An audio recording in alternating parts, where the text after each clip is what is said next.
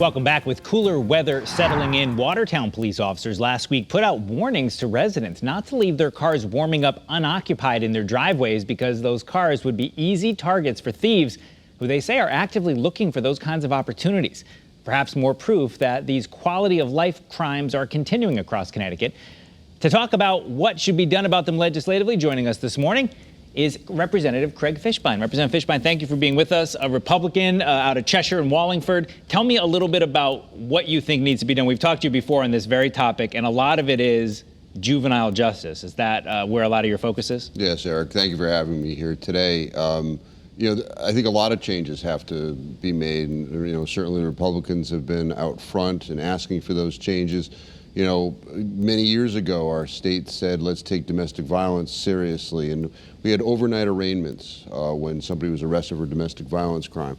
We would have something like that done here. If a youth is arrested for, serious felony, serious misdemeanor, stealing a motor vehicle, you got to go to court the next day, get arraigned, and at that time, have the youth examined for a diversionary program, which we find are very successful when a youth actually completes that. But right now, under our system, arraignments have to be done no less than or no more than 14 days after the arrest. A lot of things, bad things, can happen in 14 days. That's just one of the things that we're looking for. We're also looking for a heightened level of automatic transfer. On a successive crime, because we're hearing that more and more youths are doing this. In fact, there was a mother who came to our Judiciary Committee meeting this past year who actually said that stealing a car today is a rite of passage for a youth. I mean, that's just a totally different way of looking at this, and I disagree. A lot of reforms have to be done by the legislature. We've been calling for a special session throughout most of this session and most of the summer. Now, the Democrats who control the legislature by numbers have said they're not interested in a special session at this point on this topic. One thing we did see is some incremental change. The judicial branch saying that there's going to be juvenile parole officers on call 24/7. Police said that was welcome news. Is that helping, or do you think really it's going to take a vote up at the Capitol to make a change? I think it's helping, and I think it's important to note that on July 9, it was when we sat down in Speaker Ritter's office that I brought that to the table, and nobody in the room even knew that was going on. Those are the kinds of things that happen through discussion, debate. We were able to meet with the judicial branch on a bipartisan basis and say, can you do this?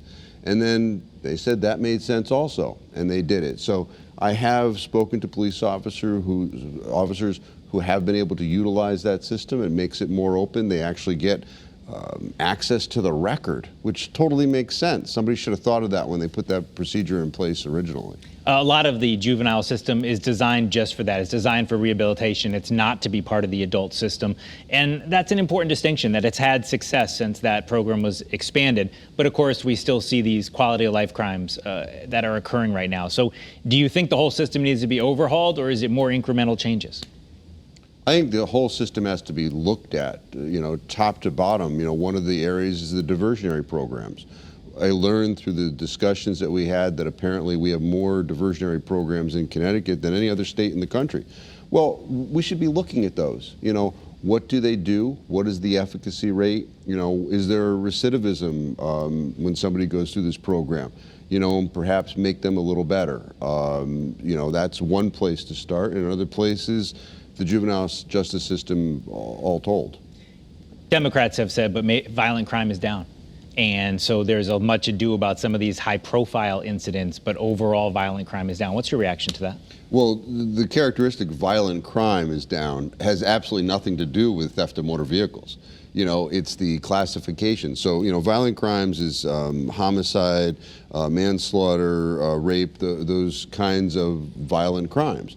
But when a youth steals a car and they're racing on the highway, perhaps they hit another car, which is a really bad thing, that's not part of violent crime. When we actually look at the statistics, the FBI released statistics about 3 weeks ago.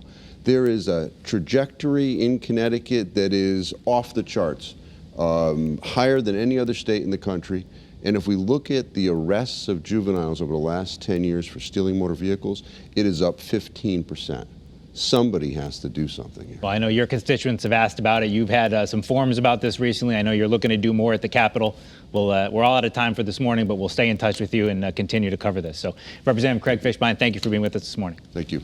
One of the people in attendance at a meeting last Monday with Representative Fishbein was Kristen O'Donnell. Her husband, James, is the Farmington police officer who was pinned between a police cruiser and a car being driven by a fleeing suspect who had been spotted attempting to steal catalytic converters. Her husband's injuries are life-altering. She told Channel 3's I-Team and Chief Investigative Reporter Matthew Campbell in an interview that she believes Connecticut's police accountability law needs reform. Taking qualified immunity away was not the answer to social justice reform. All this is doing is endangering law enforcement's lives. And I would bet my life that my husband did not shoot because we would have lost our house. That was a clip from that exclusive interview with Chief Investigative Reporter Matthew Campbell, who's now joining us in Studio A. And Matthew, I want to make a little pivot because it's somewhat different than what we were just talking to Representative Fishbein about. Now we're talking police accountability. You talked to this woman who obviously is so upset about her circumstance with her husband, but she's making a bigger point that she thinks this law needs to be looked at. Yes, we saw that Police Accountability Act passed last year, and it removed qualified immunity. Qualified immunity being, officers have the opportunity or the potential to be sued in civil court if a shooting or use of force was deemed unjustified. And she brings us back to her husband's case in that moment and explains why he felt he shouldn't have shot. Now, at that point, the determination he's making, she says, was because he was thinking, geez, I could get sued if I open fire here. This is something that we heard police officers in general talk about when that bill was being considered. But now to put a face with it and to put a wife's face with it maybe changes that conversation. Is that what you found? Definitely, definitely. And, you were talking with Representative Fishbein. He's wanting to lead this conversation. Miss O'Donnell is very vocal. She is unflinching. She is upset. And you heard that in our interview. And she is demanding. She's going right up to lawmakers, calling them out on both sides of the aisle, demanding that this be revisited. And right now, it's probably not going to be brought up in special session, but she is confident that that discussion will be happening early next year. Now, what makes this so powerful, of course, is that it is a face with it. And I know one of the things we have here is a soundbite you have talking about how he's doing. So let's take a listen to that. He does the physical and the occupational therapy 2 times a day, I believe, for 2 or 3 hours each time. He mainly focusing on the upper body because the lower body has a rod placed in it. So no therapy could be done on the lower body until the rod is taken out, and the rod is holding the pelvis in place. So certainly some pretty horrific injuries there, and we're talking stolen catalytic converters. That's what this is all starting from. Police were called out there that night to investigate reports of catalytic converters. This is happening all over the state, not just in Farmington, but pretty much every town. We only have about 30 seconds left, Matt. Tell me, what's your reporting showing about the prospect of this being changed? Are you hearing from legislators? Right now, we have reached out. It's definitely in the works. There's discussions, but in terms of actual change, that's yet to be seen. And of course, a lot of this came out of these nationwide issues, with police reform overall. So certainly part of a larger conversation, but here we have a local connection with the wife saying, hey, this bill changed our lives. Exactly. All right. Matthew Campbell, Chief Investigative Reporter from the Channel 3 I-Team. Thank you for being with us on this Sunday morning. Coming up, he was serving our military in Afghanistan when his younger brother was killed in action just miles away from where he was serving. Scott DeLuzio joins us next to talk about his life before and after that tragedy.